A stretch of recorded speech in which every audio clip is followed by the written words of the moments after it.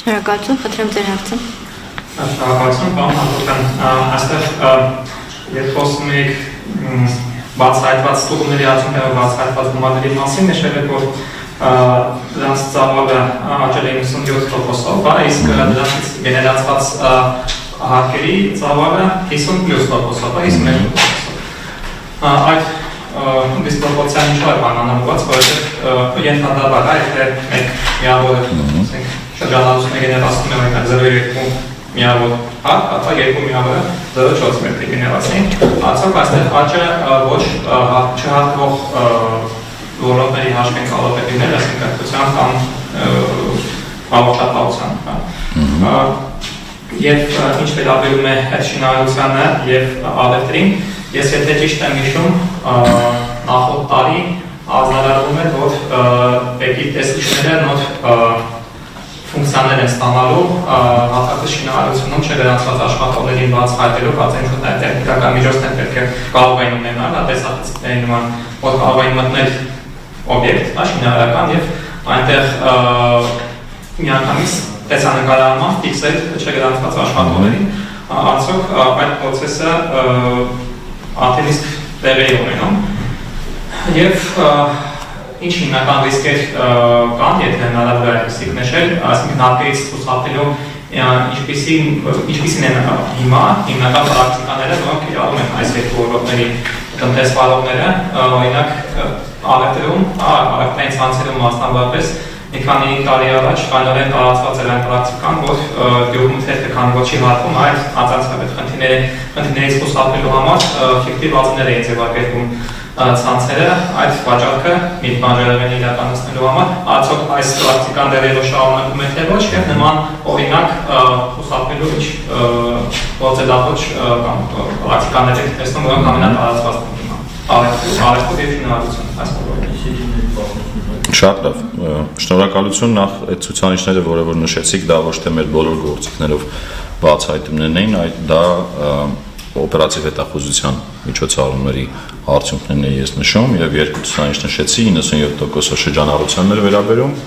հարկերը ավելի փոքր չափով աճ, դուք ճիշտ եք նկատել 52%, բայց սա ոչ թե ձեր նշած գործոններն են, ասենք կրթություն ասեցիք օրինակ, դրա մասին չի խոսքը, տեսեք, տարբեր հարկ վճարողներ տարբեր խնդիրներ են ունենում։ Կախված թե օրինակ այդ ամբողջ շրջանառության մեջ ով ինչ խնդիր ունի, օրինակ ինչ-որ մեկը ավելացած արժեքի հարկի հետ կապված խնդիրներ ունի, ինչ-որ մեկը շահութարկի, ինչ-որ մեկը եկամտային հարկի, ինչ-որ մեկը բոլորը միաժամանակ եւ այդպես շարունակ։ Այսինքն դա է պատճառը, որ շրջանառության բացահայտման աճը միշտ չի որ համընկնում է հարկերի աճի հետ։ Սա այդ մասով շինարարության հետ կապված նշեցիք նոր տեսախցիկների համակարգի կիրառմանը, այո, դա մեր գործընկերների կողմից ներդրվել է անցած տարի, իհարկե հիմա կիրառությունը ընդլայնում ենք, նշեմ, որ այդ տեսախցիկները կիրառվում են, այսինքն մեր ընթացիկ հսկողության վարչության հատկապես հարկային տեսուչների երբ որ գնում են տարբեր ստուգումների, պարտադիր դրանք կիրառվում են եւ դրանք հնարավորություն են ավելի արդյունավետ ստուգումներ անել եւ միայն տեսախցիկների հարց չի սա, որտեվ այն ինչը որ դուք նշում եք, հատկապես խոսքը չգրանցված աշխատողների մասին է, որը իրականում շինարարության մեջ շատ բարդ է այդպիսի ստուգում իրականացնելը, դա արդեն պլանշետների միջոցով անելն է, այդտեղ շատ որ ասեմ համատարած են կիրառում դա չէ, բայց նախատեսում ենք ինչքան հնարավոր է ընդլայնել։ Այս բային կա պրակտիկա, այսինքն պլանշետների միջոցով շատ քաղաքակիրթ ձևով շինարարապարակներ մտնելով մարդիկ կարող են նույնականացնել այն մարդուն, որ փաստացի չի աշխատում, փաստացի գրանցված չի բանում։ Մյուս հարցը խոսեցիք ռիսկերից խուսափելու պրակտիկաներ, տեսեք շատ բազմաբնույթ են, այսինքն բայց այս ամենից զատ ավելի հետաքրքիր են երևի նոր պրակտիկաները, որովհետև հին պրակտիկաները իրանք շարունակում են դրսևորվել տարբեր սուբյեկտների մոտ, օրինակ ասենք շինարարությունում կանխիկով բնակարան վաճառելուց, մինչև անփաստաթուղթ օրինակ ապրանք ձեռք բերել եւ այդպես այսինքն այդ ինչ որ հայտնի է բոլորին, այդ պրակտիկաները դրսևորվում են եւ շինարարությունում եւ առևտրում, բայց երկու նոր երևույթ է իհայտ գալի, այս լայնածավալ կիրառությունը սերվերային համակարգերի եւ ամպային լուծումների, ամպային, որը էլի սերվերային է, բայց արդեն ամպում պահվող տեղեկատվության եւ ցուցումներն են փոխում, լցակայաններում դա է։ Չէ, լցակայանների մասին չի խոսքը։ Խոսքը իրանց ծև հաշվապահությունը տարբեր սերվերային համակարգերում ֆիզիկականից սկսած մինչև ամպային լուծումներ պահելն է։ Հիմա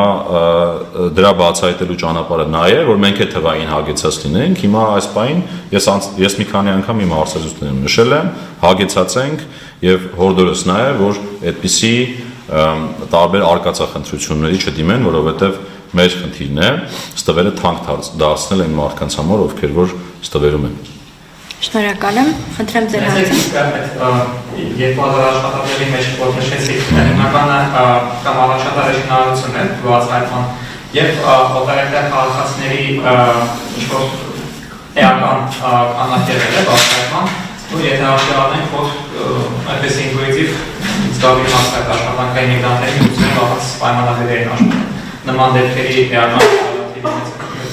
Այս ցուցանիշը առավելապես վերաբերվում է Հայաստանի Հանրապետության քաղաքացիներին, ոլորտային կառուցվածքը ճիշտ նրանց այս պայն ձեռքից տակ չկա, շինարարությունները իհարկե ներառվում, բայց եթե ձեզ հետաքրքիր ավելի մանրամասն կարող ենք հետագայում աշխատանքային կարգով քննարկել։